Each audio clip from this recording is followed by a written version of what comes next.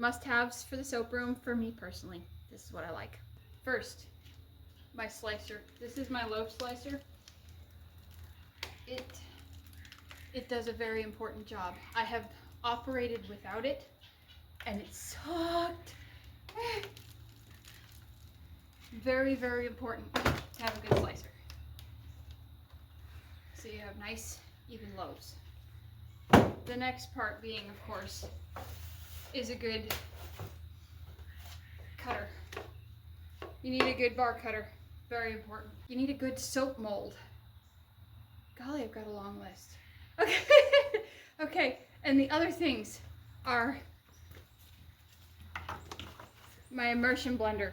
I used to use a paint mixer with a drill. Like, I love this immersion blender.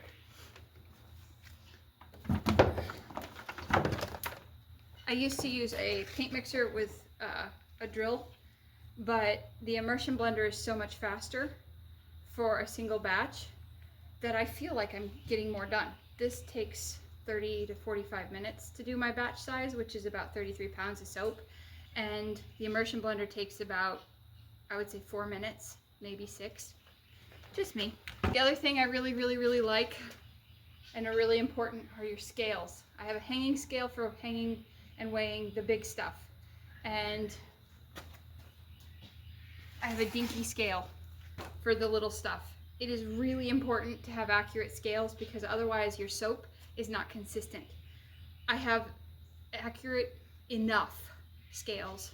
They're not perfect. This one's legal for trade, but that one isn't. Like, this one's not legal for trade, but it gets the job done. So, very, very important. While I'm here, these are the things that I like having in my soap room that are not necessary. Good lighting.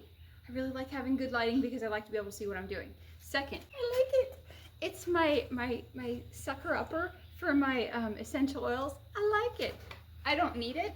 It's not necessary. I can always just pour them, but I like this. Yep, my propane that heats my oils really fast because I like having the oils at a certain temperature, and if my lye solution gets too cool and I don't get my oils hot enough until too late and it's cooled down, I can always reheat it on the propane. So I have a very open, ventilated soap room, and so I really like my propane because it's so much faster than what I was doing. I used to operate on a stove, an electric stove, and I would have fires because I would spill the oil and the oil would ignite on the burner and it would turn into this whole thing. I don't have that problem with my propane. I really like my propane. I like my cheap ingredients because there's like zero guilt when I screw up a batch. I screwed up a batch and didn't add the soybean oil to the palm oil, and it was like not a super big loss. It was less than $20. So I really like having cheap ingredients. So those are the things that I like about my soaping setup. Oh, my tables. I really like my stainless steel tables because they make stamping the soap so much easier. Anyway, give me a minute. Another must-have for your soap in soaping room is vinegar and water. You need fresh water so you can pour it on it after the vinegar, or just pour it on, because water washes away the soap, and it also the vinegar neutralizes the soap. And paper towels. I have soaped many times without paper towels. I wouldn't do it again. Oh, this is a long list of must-haves for soap rooms.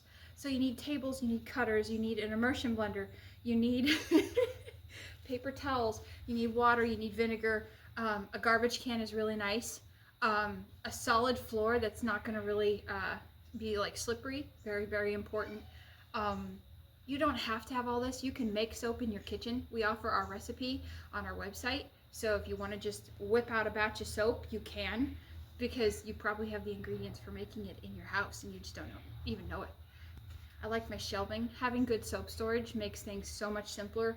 We used to have really complicated shelves, and now our shelves are on rolly carts, so I can take my soap and move it over to Baker Creek and bring it back all in a box truck and never have to think about it, because it literally just gets visqueened, like shrink wrapped, and the whole thing just goes with me. I really like that.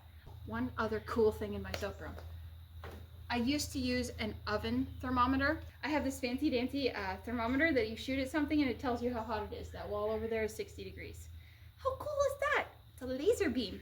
I like having a laser beam in it's pretty neat. Yeah.